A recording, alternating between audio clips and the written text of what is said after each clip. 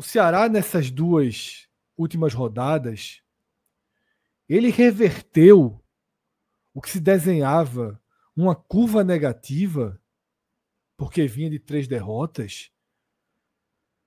Ele reverteu o que poderia ser a implosão do time no campeonato. A gente aqui vinha jogando luz ali, avisando. É como aquele assim, perigo na próxima esquina. Perigo na próxima esquina. O Ceará perdeu do Mirassol e tinha pela frente Cruzeiro fora, Flamengo completíssimo em casa e Palmeiras fora. O Ceará vai e consegue 4 pontos. Com esses 4 pontos, ele saiu daqueles 18 e foi a 22. E esse primeiro gráfico que a gente está vendo aqui, esse gráfico que corta Pedro Raul e Galeano, ele mostra o que é que aconteceu com os times que tinham 22 pontos nesse momento do campeonato. 2 ficaram entre os 6, 3 ficaram entre os 6 e só 2 caíram. Detalhe que um deles foi o próprio Ceará. Tá? É um detalhe aí que o Ceará de 2011 é um desses times, mas isso a gente deixa para outra história, tá? Ou seja, naquele recorte que a gente fez, o Campeonato do Ceará é pensando em algo mais, é pensando em G8, é o campeonato da permanência. Eu diria que depois de 17 jogos, de algumas partidas em que o time foi muito abaixo do que se esperava e outras em que o time foi muito acima do esperado, que rendeu bem, que respondeu bem, eu diria que os indícios é de que o Campeonato do Ceará é justamente o campeonato que ele está fazendo, né? É de que é um time que deve ir fincando raízes nessa disputa por vaga na Sul-Americana, né? Deve até ter uma vaga segura na Sul-Americana, até porque a tendência demorou muito, mas a tendência é que os reforços comecem a chegar, né? Vina já chegou, tá? Paulo Baia está sendo negociado, né? Não sei se já está confirmada a negociação, Minhoca, jogador que está no Fluminense. Ou seja, os reforços vão chegando. O time vai ter uma qualificação. Ok, o nível do campeonato sempre sobe no segundo turno. Mas nesse momento o Ceará consegue transitar com segurança, né? A gente tem outro quadro aí na tela que mostra justamente as melhores campanhas do Ceará nos 8 anos em que ele disputou a Série A nos pontos corridos. A melhor campanha é a primeira, de 2010, né? Com 17 jogos ele tinha 25 pontos. Em 2021 ele tinha 24 pontos. E essa pontuação de 22 pontos em 17 jogos foi repetida em 2020 e no ano em que ele acabou rebaixado, que foi 2011. Thiago Minhoca, a resposta para mim dessa pergunta está na tela, né? A tendência, o lógico, o curso natural é que ele joga o campeonato que está jogando, né?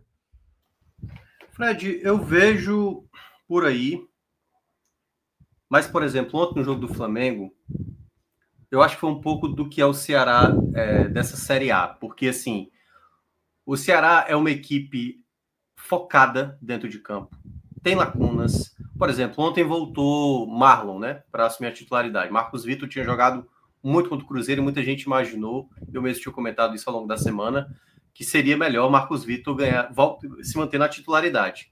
Marlon voltou e ali conseguiu fazer um bom jogo contra o Flamengo, eu achei. Mas se por acaso voltar a falhar de novo, pode ser que aí a torcida volte a cobrar e tudo mais.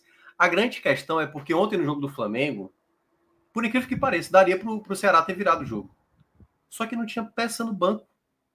Ailon e Mugni foram as trocas e não tinha mais nada, porque liberou Martinez, liberou Rômulo. Então o Ceará precisa muito contratar. Acho que para esse começo de segundo turno, eu acho que é muito importante essas peças já terem chegado. O que aparenta, pelos nomes que o Ceará tem tentado, é que o Ceará está buscando nomes muito difíceis. Por isso essa demora, né? Já são 13 recusas no total, agora com essa do Brian. Já tem um outro jogador aí do futebol europeu e tal, lá do futebol francês, se eu não me engano, que já é um jogador difícil também para negociar. O Ceará também está em busca. Então o Ceará, eu acho que tem que começar a estabelecer até tenho citado isso muito nos telecasts, né? Sabe, um Derek aqui, se chegasse, que hoje está no esporte, o Alisson que chegou no Mirassol, são jogadores que o torcedor ia ter muita raiva, ia cometer erros, mas seriam peças que pudessem ajudar. O Fernandinho, por exemplo, não estava apto para o jogo do Flamengo, né? Teve um problema, acabou indo para o departamento médico. Mas perceba, o Fernandinho entrou contra o Cruzeiro, perdeu o gol para caramba em clássicos esse ano, mas fez uma jogada, foi suficiente para ganhar do Cruzeiro. O mínimo que o Ceará possa ter pode ser suficiente para o time se manter nesse patamar. O que preocupa é o quanto tempo o Ceará ainda vai ficar postergando, porque a contratação que chegou, Fred, é uma contratação que o jogador quis ir para o Ceará. O Vina pediu para vir para o Ceará, aceitou as condições do Ceará. Então, assim, o Ceará precisa trazer peças. Eu não acho que o Ceará vai trazer jogadores de muita qualidade, mas eu acho que se até o jogo do Palmeiras não tiver um novo anúncio, o Ceará está perdendo tempo. A campanha, e eu acho que para mim o mérito maior passa muito pelo Condé, né?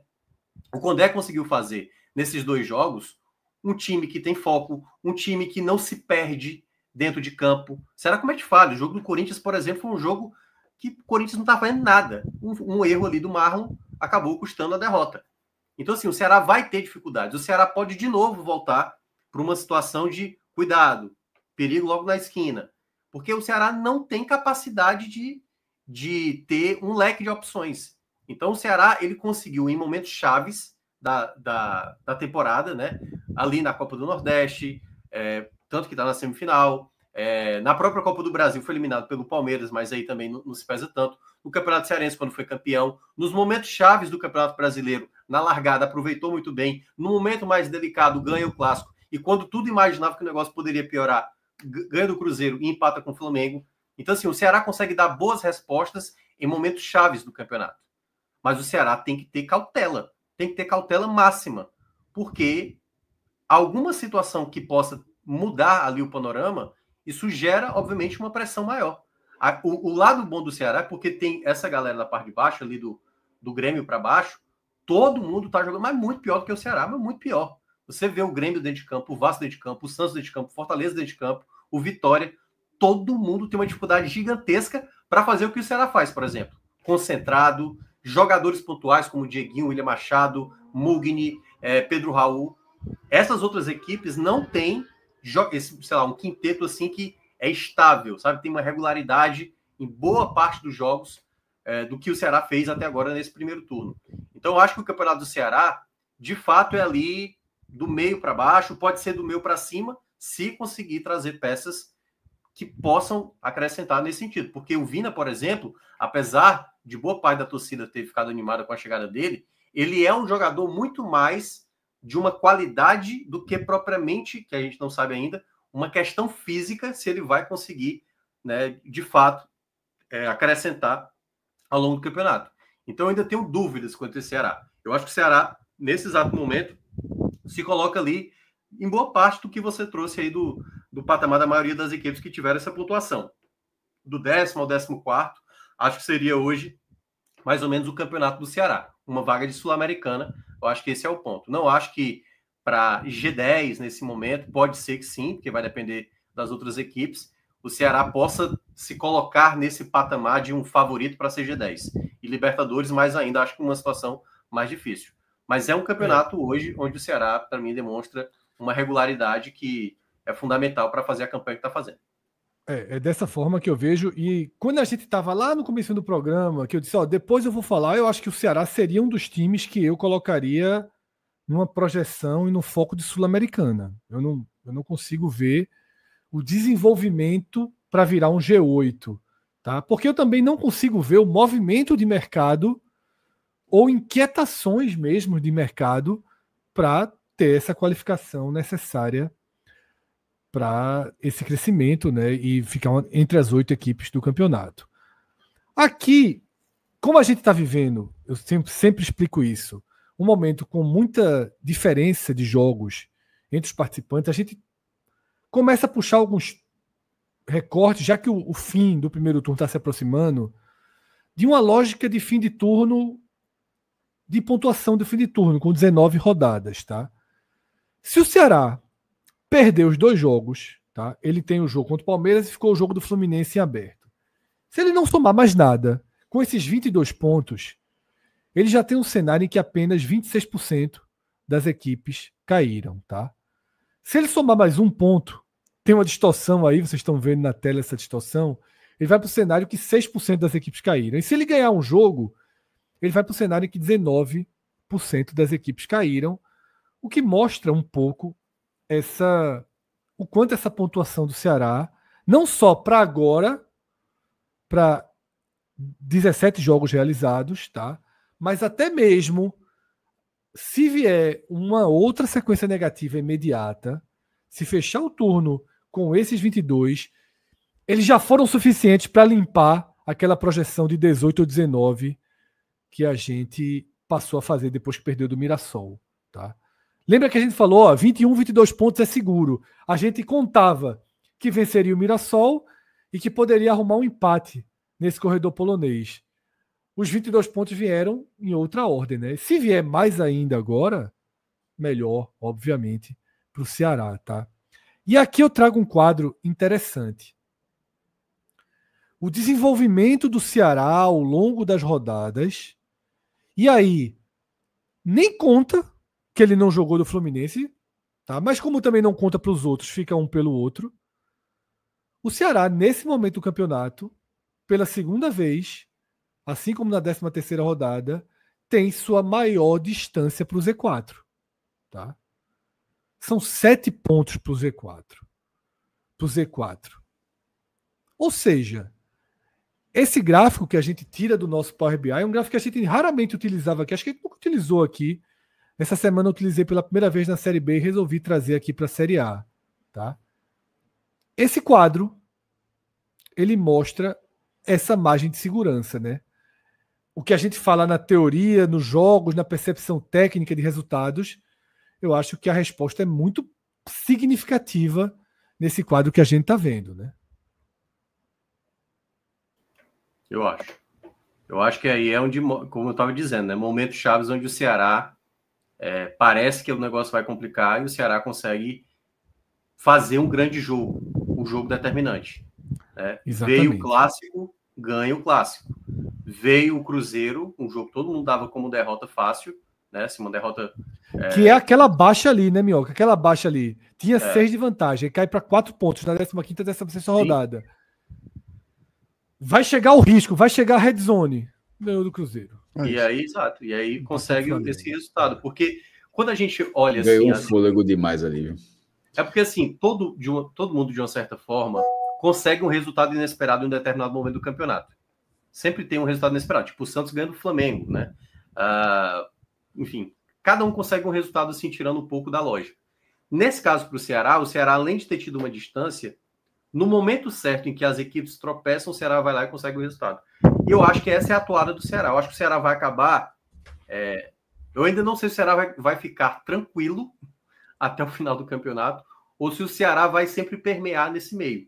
Porque até aqui no primeiro turno sempre foi tendo esse escalonamento, esse distanciamento, essa margem de segurança. O Ceará ficou no G10 em boa parte do primeiro turno, sempre no G10.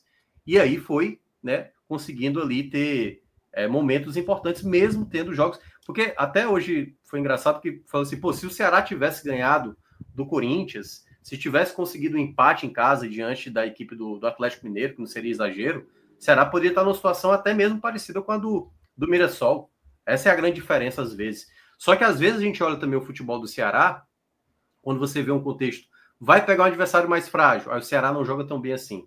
Aí quando pega um adversário mais difícil, dificulta e não à toa conseguiu aí resultados importantes. Então acho que para mim essa é a marca principal, né?